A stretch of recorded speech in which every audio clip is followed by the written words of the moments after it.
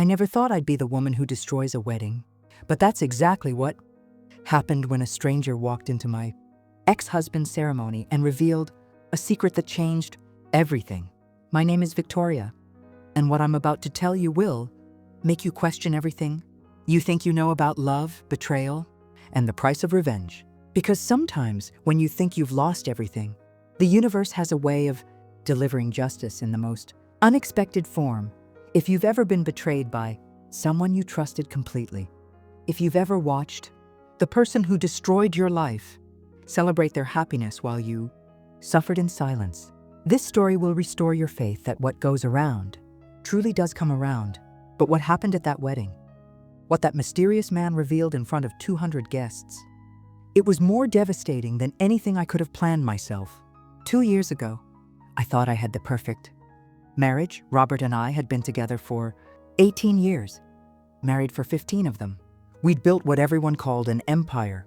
He ran a successful consulting firm. I managed our real estate investments and rental properties.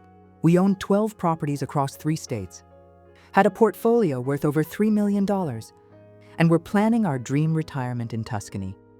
But more importantly, we were a team. We made every decision together, supported each other's ambitions, shared everything. Robert always said that our marriage was his greatest business partnership, and his deepest love affair rolled into one. I believed him. Why wouldn't I? For 15 years, he'd been my best friend, my business partner, my lover, my confidant. We never made a major financial decision without discussing it. We never took on a new property investment without both of us agreeing it was smart. We were equals in every sense of the word, or so I thought. The first crack in my perfect world appeared on a Thursday morning in September. I was reviewing our quarterly financial statements when I noticed something odd. There were regular transfers from our main business account to an account I didn't recognize. Small amounts at first, $1,000 here, $2,000 there. But over the past 6 months, the transfers had grown larger and more frequent. In total, nearly $180,000 had been moved to this mystery account. Robert, I called out when he came home from his office that evening. Can you explain these transfers to the Meridian account? I don't remember setting up anything called Meridian. For just a split second, I saw something flicker across his face. Panic? Guilt? But it was gone so quickly, I almost convinced myself I'd imagined it. Oh, that, he said casually. It's a new investment vehicle I set up. Diversification strategy. I meant to mention it to you, but things have been so crazy with the Henderson deal. It was a perfectly reasonable explanation delivered with complete confidence. But something nagged at me. What kind of investment vehicle? Fixed income securities, bonds, that sort of thing. Very conservative, steady returns. Nothing exciting, which is why I handled it myself. Can I see the statements? Of course. They're at the office. I'll bring them home tomorrow. But tomorrow came and went without the statements. When I asked again, Robert said the paperwork was delayed because it was a new account. When I offered to call the company directly, he said he'd handle it himself since he was the primary account holder. Every excuse was reasonable. Every delay had a logical explanation, and Robert delivered them all with such casual confidence that I felt guilty for questioning him, but the nagging feeling wouldn't go away. Over the next few weeks, I started paying attention to things I'd never noticed before. Robert was working later more often, taking calls in other rooms, being more secretive about his phone and computer. He'd started dressing better, being more careful about his appearance, buying new clothes without mentioning it. You look nice? I'd say when he came downstairs in a new shirt. This old thing? I've had it forever, he'd reply, even though I'd never seen it before. Small lies. Insignificant lies. The kind of lies that seem harmless but create a pattern when you start noticing them. And then there was Amanda. Amanda was Robert's new secretary, hired about 8 months earlier when his previous assistant retired. She was 26, beautiful, efficient, and according to Robert, a godsend who had completely reorganized his office and dramatically improved his productivity. He talked about Amanda constantly, Amanda's innovative filing system, Amanda's brilliant suggestions for client presentations, Amanda's dedication to staying late to help with important projects. You should meet Amanda, he'd say. I think you'd really like her. But somehow, that meeting never happened. Office parties were canceled. Company events were postponed. Every opportunity for me to meet this wonderful Amanda seemed to disappear at the last minute. Challenges, family crises, health scares. We were solid. We were unshakable. We were partners. So I kept telling myself the second major crack in my world appeared. 2 months later, in November, I was cleaning out Robert's home office while he was on a business trip, organizing papers for our accountant, when I found a credit card statement that shouldn't have existed. It was addressed to Robert, but it was for an account I'd never heard of. The billing address was for an apartment across town that we didn't own. I sat at Robert's desk, staring at this impossible piece of paper, trying to make sense of what I was seeing. Restaurant charges, jewelry purchases, hotel stays in our own city, charges at furniture stores and home goods retailers, over $40,000 in purchases over 3 months, all for an apartment I knew nothing about, paid for with a credit card I'd never seen. But the most devastating entry was a recurring monthly charge. Meridian Property Management, $3,200, the Meridian account. The mystery transfers. They weren't going to investments at all. They were going to rent for an apartment where my husband was living a double. I called the credit card company, my hands shaking as I dialed. Mrs. Chen, I show you're an authorized user on Mr. Chen's account. What can I help you with today? I'm looking at charges I don't understand. There are payments to Meridian Property Management. Can you tell me what that's for? Let me see. Yes, that appears to be a rental payment for a property management company. The address on file is 2847 Oak Street, Unit 4B, 2847 Oak Street. 20 minutes from our house. An apartment I'd never heard of, being paid for with money from our joint business account. Hung up and immediately drove to Oak Street, Unit 4B. Was on the 4th floor of a modern apartment.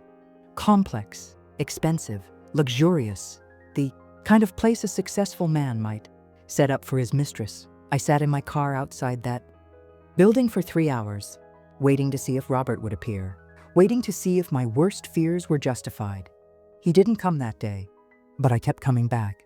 Different times, different days, always watching, always hoping I was wrong. On the 3rd visit, I saw her, Amanda, Robert's wonderful, efficient secretary, walking out of Unit 4B at 8:30 in the morning, dressed for work, carrying coffee and a breakfast pastry. She lived there, in the apartment my husband was paying for with our money, but that wasn't the worst part.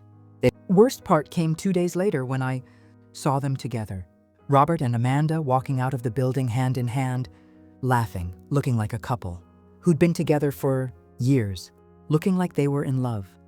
My husband of 15 years was living a double life with his secretary, funding it with money from our joint business account, and doing it so seamlessly that I'd never suspected a thing. But I still didn't know how deep the deception went.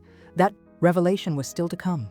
That night, when Robert came home from his client meeting, I confronted him. I had the credit card statement, the apartment address, and photos I'd taken of him and Amanda together. I laid it all out on our kitchen table like evidence in a criminal trial. Explain this, I said. Robert stared at the evidence for a long moment, and I watched his face go through the most incredible transformation. Shock, panic, calculation, and finally, almost impressively, resignation mixed with annoyance. How long have you been following me? He asked. Not, I can explain. Not, it's not what it looks like. Not even, I'm sorry. Just irritation that I'd discovered his deception before he was ready to reveal it. Long enough to know that you've been lying to me for months, maybe longer. Robert sat down across from me, loosening his tie like this was just another business negotiation. Victoria, our marriage has been over for years. We both know that. We're more like business partners than husband and wife. There's no passion, no connection, no future beyond managing properties and planning for retirement. The casual cruelty of it took my breath away. So you decided to start a new life without bothering to end the old one? I was trying to figure out how to handle the transition. Amanda and I, what we have is real. It's what you and I used to have before we got so caught up in business and money and practical concerns. What we used to have? Come on, Victoria. When's the last time we went on a real date? When's the last time we talked about anything other than rental income and property, taxes and investment strategies? When's the last time we made love instead of just going through the motions? He was rewriting history in real time, turning our successful partnership into a failed marriage and his betrayal into a reasonable response to our problems.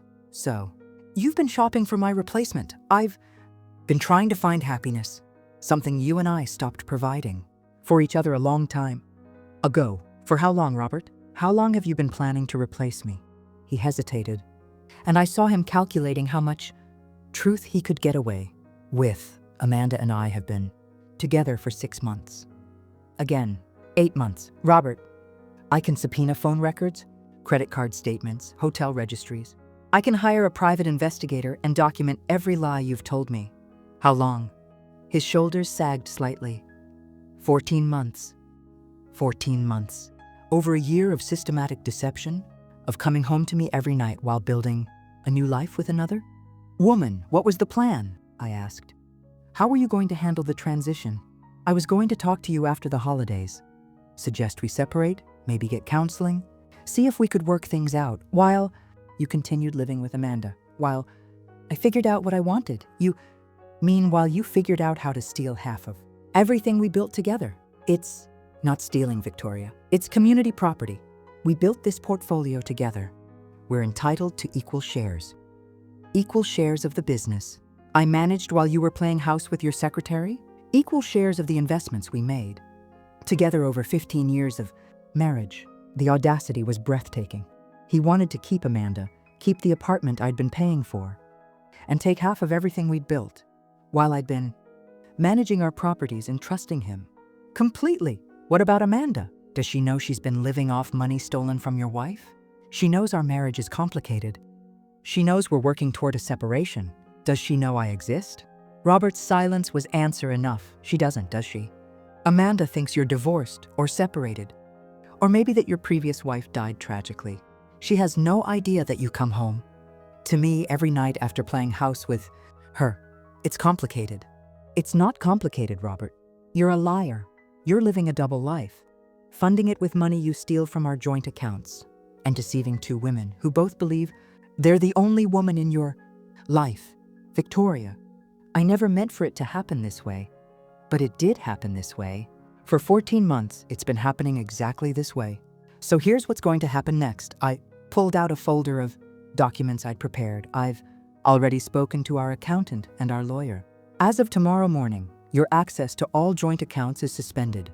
Your corporate credit cards are canceled. Your signature authority on our business accounts is revoked. You can't do that. Those are community assets. Those are assets I'm protecting while we sort out your theft. Every dollar you've spent on Amanda and that apartment is documented. Every lie you've told is recorded. Every fraudulent transfer is traced. Robert's face went white. Fraudulent transfer? You've been stealing money from our joint accounts to fund an extramarital relationship. That's conversion of marital assets, and it's illegal. My lawyer says we can recover everything you've stolen, plus damages. Victoria, be reasonable. We can work this out. We don't need lawyers and courts and all this drama. You're right. We don't need drama, which is why I'm making this very simple for you. I pulled out another set of papers, divorce papers. I'm filing tomorrow. You can sign them and we can handle this quietly. Or you can fight me and I'll make sure everyone knows what you did. What I did? Victoria, people grow apart. Marriages end. It happens. Marriages end, Robert. But they don't usually end with one spouse systematically stealing from the other to fund a secret life with their secretary. I wasn't stealing. $40,000 in credit card charges for an apartment I knew nothing about. Plus whatever you've been spending on restaurants, gifts, hotels, and God knows what else. You've stolen over $250,000 from our joint accounts to fund your affair. The number seemed to hit Robert like a physical blow. It wasn't that much. It was exactly that much. I have the receipts. Robert stared at the divorce papers, probably calculating his options. What are your terms? You get nothing. Nothing? Victoria, that's insane. We built this portfolio together. We built it together while you were faithful to our marriage. The moment you started stealing from me to fund your double life, you forfeited any claim to community property. That's not how divorce law works. It's how fraud law works. And Robert, what you've been doing for 14 months is fraud. I could see him thinking, trying to find a way out of the trap he'd built for himself. What about Amanda? She doesn't deserve to be caught up in this. Amanda has been living in an apartment paid for with stolen money, wearing jewelry purchased with my assets, eating at restaurants funded by my business income. She's already caught up in this. She didn't know, she didn't ask. She accepted an incredibly expensive lifestyle from a man she'd known for less than 2 years and never wondered where the money was coming from. That's willful ignorance, not innocence.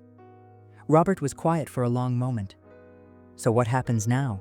You sign the papers, you move out, and you figure out how to explain to Amanda that her sugar daddy just went broke, and if I don't sign, then I make this public. I call Amanda and explain exactly how her apartment is being funded. I contact your clients and let them know their trusted financial advisor has been embezzling from his own wife. I file criminal charges for theft and fraud. You wouldn't try me, Robert signed the papers that night, but that wasn't the end of the story.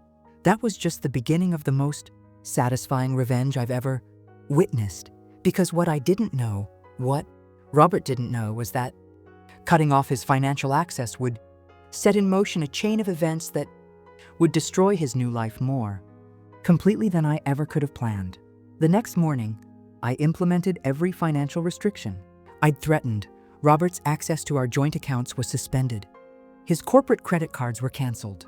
His signature authority on our business accounts was revoked. Every automatic payment he'd set up, including the rent on Amanda's apartment, was stopped immediately. Also did something Robert didn't expect. I called Amanda. Amanda, this is Victoria Chen, Robert's wife. I think we need to talk. The silence on the other end of the line was profound. His wife? She finally whispered. His wife of 15 years, yes. The woman who's been paying for your apartment while you've been playing house with my husband. I don't understand. Robert said he was divorced. He said his ex-wife moved to California after their settlement was finalized. Robert lies, Amanda. About everything, to everyone, including you. I could hear her crying, but I wasn't done. The apartment you're living in is paid for with money stolen from our joint business accounts. The jewelry he's bought you, the restaurants he's taken you to, the lifestyle you've been enjoying, all funded with money that belongs to me. I didn't know, she whispered. I believe you, but now you do know. And you need to understand that as of this morning, Robert's access to our accounts has been cut off, which means your rent won't be paid this month, or any month going forward. What am I supposed to do? That's between you and Robert. But Amanda, you should also know that I'm filing for divorce and charging Robert with fraud and theft. This is all going to become very public, very quickly. Public? Court records are public documents. When I sue Robert for the money he stole, your name will be all over the paperwork as the beneficiary of his theft. Your apartment, your lifestyle, your relationship. It's all evidence in a criminal case now. I could hear her hyperventilating. What do you want from me? Nothing. I'm just giving you information so you can make informed decisions about your future. I hung up and waited to see what would happen next. What happened was exactly what I'd hoped for. Within hours, Amanda called Robert in a panic. I know this because Robert called me, desperate and furious. Victoria, what did you say to Amanda? She's hysterical. She's talking about moving out, ending our relationship, going back to her ex-boyfriend. I told her the truth. You destroyed everything. No, Robert, you destroyed everything 14 months ago when you decided to steal from me to fund your affair. I just stopped enabling you. Amanda had nothing to do with our marriage problems. Amanda has everything to do with our marriage problems. She's the reason we have marriage problems. Victoria, please, can't we work this out? Can't we find a compromise that doesn't destroy innocent people? You mean a compromise that lets you keep your mistress and your stolen lifestyle while I pretend none of this happened? I mean a compromise that acknowledges our marriage was already over and handles the transition like adults. Adults don't steal from their spouses to fund secret apartments for their secretaries. Robert was quiet for a moment, probably trying to figure out his next move. What if I pay back everything I took? Every dollar with interest. We handle the divorce quietly, split everything fairly, and move on with our lives. With what money, Robert? You've spent over $250,000 on your double life. Where are you going to get that kind of cash? I'll figure it out. You'll figure it out? Robert, you don't have access to our accounts anymore. You don't have credit cards. Your business is about to collapse when word gets out about the fraud charges. How exactly are you going to figure it out? That's when I realized Robert had never considered the practical implications of losing access to our money. For 14 months, he'd been living like a wealthy man because he was stealing from a wealthy woman. But Robert himself, Robert's individual assets, his personal income, his independent wealth was surprisingly limited. Our entire lifestyle was built on the real estate portfolio I managed. Robert's consulting business was successful, but it wasn't $3 million portfolio successful. It was nice house and 2 cars successful, not luxury apartment for mistress successful. Without access to our joint assets, Robert was just a middle-aged consultant with a modest income and a very expensive girlfriend. Robert, I said, suddenly understanding the full scope of his predicament. How were you planning to maintain Amanda's lifestyle after our divorce? Silence. You were planning to take half of our assets in the settlement, weren't you? You were going to use my money to keep funding your new life with her, Victoria. That was the plan all along. String me along until you could legally steal half of everything we built, then use that money to play rich. Boyfriend with your secretary. It's community property, not anymore. Not when you've been stealing from it for over a year. Not when you've used marital assets to fund an affair. Not when you've committed fraud and theft to support another woman. I could hear Robert breathing heavily on the other end of the line. What happens now? He asked. Now you explain to Amanda that you're not the wealthy man she thought she was falling in love with. You explain that you can't afford her apartment, her lifestyle, or her expectations. You figure out how to build a relationship based on your actual income instead of money stolen from your wife. She'll leave me, own size, to a relationship you can actually afford. Victoria? Please, Robert, I'm done. The papers are filed, the accounts are frozen, and the criminal investigation is starting. Figure out your life. Without my money, I hung up and waited to see what would happen next. Materialistic. But because she was horrified to learn that her relationship was built on stolen money, she broke up with Robert, moved back in with her parents, and started looking for a new job. Robert, meanwhile, was scrambling to maintain his business while dealing with divorce, proceedings, and potential criminal charges. His clients started asking questions. When word leaked about the fraud investigation, his reputation in the consulting world began to crumble. But here's what I didn't expect. Robert didn't give up on Amanda. For months after their breakup, he kept trying to win her back. He promised her that once the divorce was settled, once he cleared his name, once he rebuilt his business, they could be together again. He told her he was fighting for a fair settlement that would give them a future together. He told her the criminal charges were just vindictive, accusations from a bitter ex-wife. He told her they could get married as soon as his divorce was finalized and start fresh and slowly, gradually. Amanda started to believe him. She didn't move back in with him. She wasn't stupid, but she started seeing him again, started believing that maybe their relationship could survive this crisis, started planning a future with him based on promises he couldn't possibly keep. That's when Robert made the biggest mistake of his life. He decided to marry Amanda before our divorce was finalized, before the criminal case was resolved, and before he had any idea whether he'd have enough money to support a wife. He planned an elaborate wedding funded by credit cards and loans he probably couldn't afford to repay. He invited 200 guests to witness his triumph over adversity and his commitment to true love. He told everyone that he'd finally found real happiness after years in a loveless marriage to a vindictive woman who was trying to destroy him. And that's when the universe decided to remind Robert that actions have consequences. The wedding was scheduled for a Saturday in June, exactly 18 months after I discovered Robert's affair. I learned about it through our mutual accountant, who mentioned that Robert had requested financial documents to secure a loan for wedding expenses. When I pressed for details, I discovered that Robert was planning an elaborate ceremony at one of the most expensive venues in the city. He's borrowing money for this wedding? I asked. Apparently so. He needed documentation of his expected divorce settlement to qualify for the loan. What? Expected settlement? He's not getting anything. from our divorce except his personal belongings. That's what I told the bank when they called to verify his claims. I explained that all marital assets are tied up in fraud, litigation, and that Mr. Chen has no current access to community property. What did the bank say? They denied the loan application immediately. So Robert was planning a wedding he couldn't afford for a woman he'd lied to, based on money he was never going to receive from a divorce settlement that would leave him with nothing. I almost felt sorry for Amanda, almost.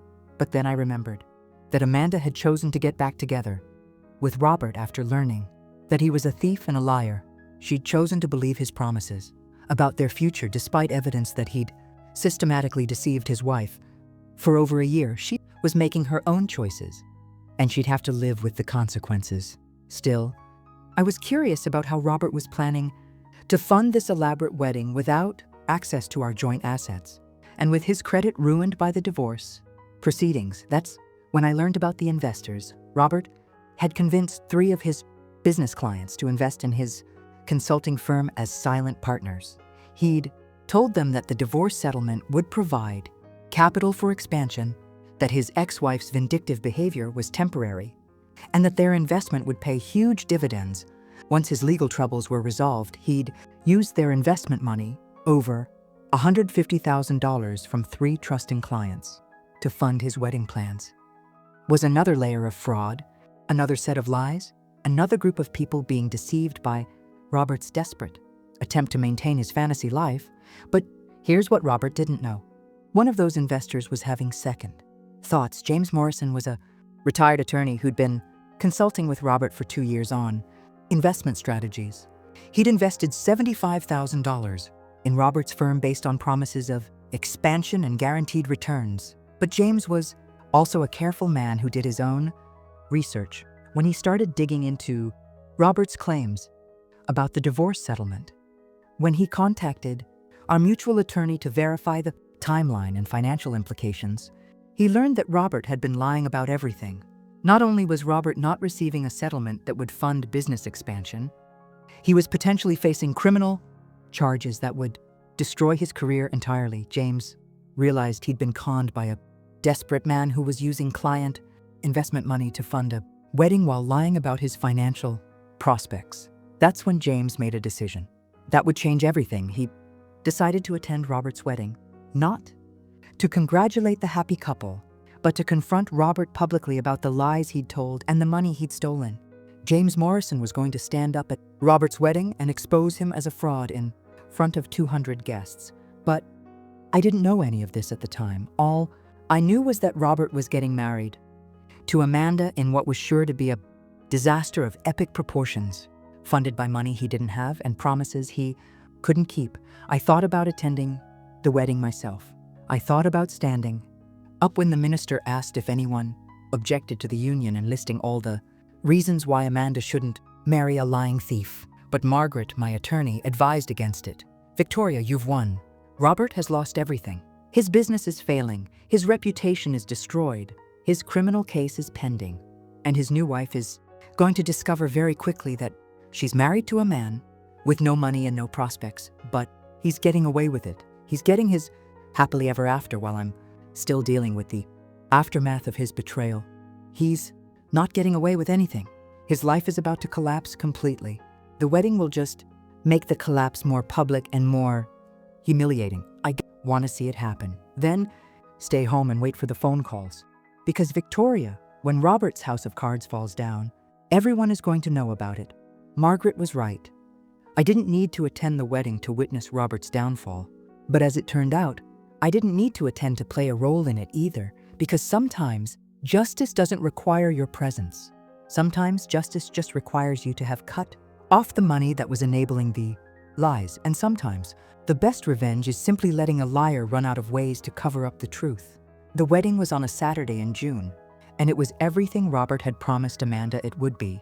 Beautiful venue, elegant decorations, 200 guests, open bar, 7-course dinner, live band. Everything a bride dreams of for her perfect day.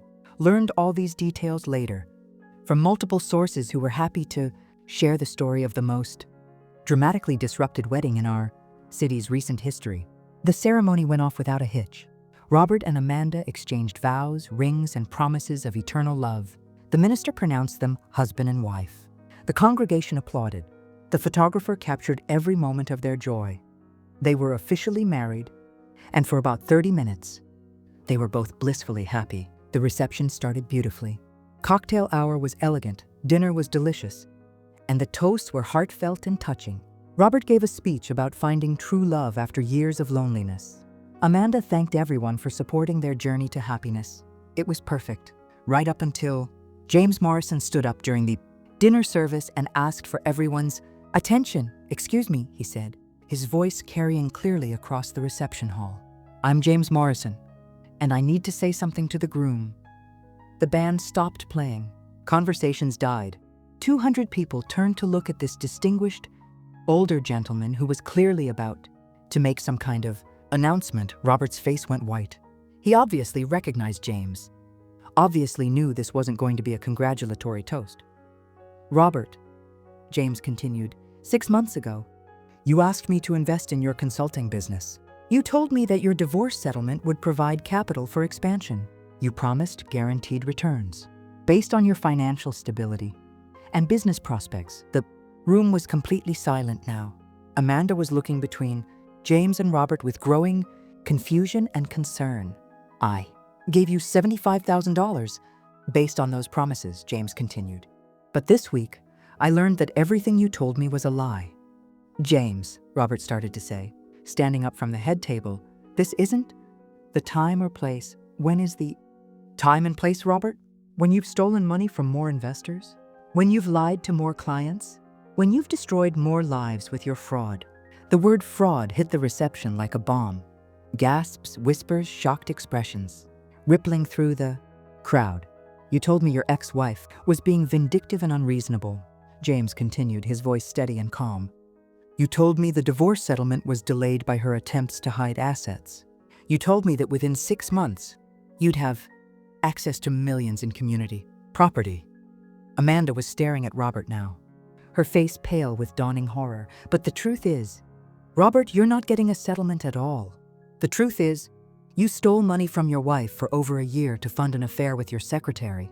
The truth is, you're facing criminal charges for fraud and theft. And the truth is, you used my investment money to pay for this wedding because you don't have any money of your own." The silence in that room was deafening. 200 people absorbing the fact that the groom was a thief who'd stolen money from his investors to fund his wedding to his former mistress, James. "You're misunderstanding the situation," Robert said, his voice shaking. "There are complexities to the divorce proceedings that—" "There are no complexities, Robert. I spoke to your ex-wife's attorney. I reviewed the court filings. I know exactly what you did and exactly what you're facing." James pulled out a folder of documents. "Ladies and gentlemen, the groom has been living a double life for over 2 years. He stole money from his wife of 15 years to fund a secret apartment for his secretary. When his wife discovered the affair, she froze his access to their joint assets and filed fraud charges against him." The crowd was mesmerized, horrified, unable to look away from this incredible destruction of what had seemed like a perfect wedding celebration. Robert convinced his new bride to marry him by promising her that he would receive a substantial settlement from his divorce. He convinced 3 investors, including me, to fund his business by lying about his financial prospects. He used our money to pay for this reception while telling his wife he was broke and couldn't afford to repay what he'd stolen.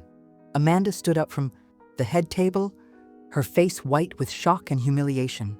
"Is this true?" she whispered. Robert looked around the room at 200 faces staring at him with expressions ranging from shock to disgust to pity. "Amanda, I can explain. Is it true, Robert? Are you facing criminal charges? Did you steal money from your wife? Did you lie to me about the divorce settlement? The situation is complicated. Yes or no, Robert? Did you use investor money to pay for our wedding?" Robert's shoulders sagged in defeat. Yes, the single word hit Amanda like a physical blow.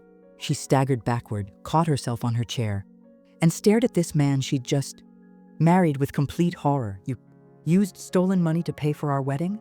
"Amanda, I was trying to build a life for us." "You were lying to me." Just like you lied to your wife. Just like you lied to your investors. Just like you've been lying to everyone about everything. Amanda pulled off her wedding ring and threw it at Robert's feet. This marriage is a fraud, Robert, just like everything else in your life. She walked out of her own wedding reception, still in her wedding dress, leaving Robert standing, alone at the head table in front of 200 witnesses to his complete humiliation. But James Morrison wasn't finished. Yet, ladies and gentlemen, I've contacted the authorities about Mr. Chen's investment fraud. The FBI will be investigating his business, practices, and his use of client funds for personal expenses. If anyone else here has invested money with Robert Chen or his consulting firm, I strongly advise you to contact law enforcement immediately. And with that, James Morrison walked out of the reception, leaving behind the most comprehensively destroyed wedding celebration anyone in attendance had ever witnessed. The aftermath of Robert's wedding disaster was swift and devastating. Within hours, the story was all over social media. Videos of James Morrison's speech, photos of Amanda throwing her ring at Robert, accounts of the bride walking out of her own reception. It all went viral immediately. Robert's business collapsed overnight. His remaining clients canceled their contracts. His office lease was terminated. His professional reputation was destroyed beyond repair. The FBI investigation that James Morrison had mentioned was very real. Within weeks, Robert was facing federal charges for investment fraud, wire fraud, and money laundering. The money he'd stolen from his investors to fund the wedding was treated as evidence in a criminal case. Amanda filed for annulment immediately, claiming the marriage was based on fraud and deception. She moved back in with her parents and started therapy to deal with the trauma of discovering that her husband was a criminal who'd been lying to her for years. As for me, I watched it all unfold from the safety of my new apartment, feeling a satisfaction I hadn't experienced since the day I discovered Robert's betrayal. I hadn't planned any of it. I hadn't orchestrated James Morrison's investigation or his decision to confront Robert at the wedding.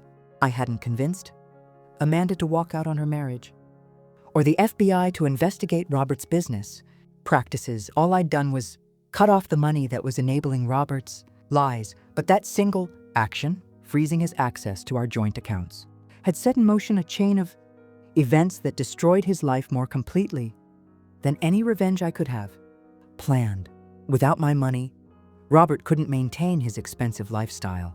Without access to our assets, he had to steal from his investors to fund his wedding. Without legitimate financial resources, his lies eventually caught up with him, and without the ability to keep juggling his deceptions, his entire house of cards collapsed at the worst possible moment, in front of the worst possible audience. The universe had delivered justice in the most perfect, poetic way imaginable. Robert was sentenced to 4 years in federal prison for fraud and theft. He was also ordered to pay restitution to his victims, his investors, his wife, me, and anyone else who'd suffered financial losses due to his criminal behavior. When he's released, he'll be a convicted felon with no money, no business, no reputation, and no prospects. He'll be starting over at age 50 with nothing, except the knowledge that he destroyed his life because he couldn't resist stealing from the people who trusted him. Amanda has moved on. She's dating someone new, a teacher who lives within his means and has never been married before. She seems happy from what I hear through mutual acquaintances. She deserves happiness with someone who won't lie to her about everything. As for me, I've rebuilt my life completely. The real estate portfolio is doing better than ever without Robert's management. I've started dating again, carefully, but optimistically. I've learned to trust my instincts and recognize red flags before they turn into disasters. But most importantly, I've learned that sometimes the best revenge isn't something you do to someone else. Sometimes the best revenge is simply cutting off their access to your resources and letting them destroy themselves with their own lies and deceptions. Bert thought he could steal from me indefinitely, that he could use my money to fund his fantasy life while keeping me in the dark about his betrayal. He thought he could manipulate multiple victims simultaneously without any of us comparing notes or asking questions. He thought he could build a sustainable future on a foundation of theft, lies, and deception. Was wrong about all of it, and the most beautiful part is that his downfall wasn't caused by my anger or vindictiveness or desire for revenge. It was caused by his own greed, his own lies, and his own inability to live within his means without stealing from other people. I just stopped enabling him.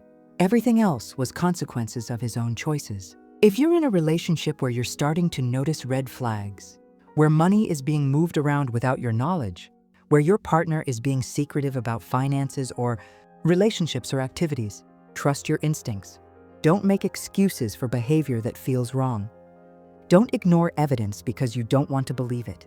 Don't continue funding a lifestyle or relationship that might be built on lies and deception. Sometimes, the most powerful thing you can do is simply protect your assets and let the truth reveal itself. Thank you for listening to my story. If it resonated with you, please like this video and subscribe for more stories of betrayal, justice, and the strength we find when we refuse to be victims. Your support helps other people find these stories when they need them most. And remember, actions have consequences, and sometimes the universe keeps perfect score.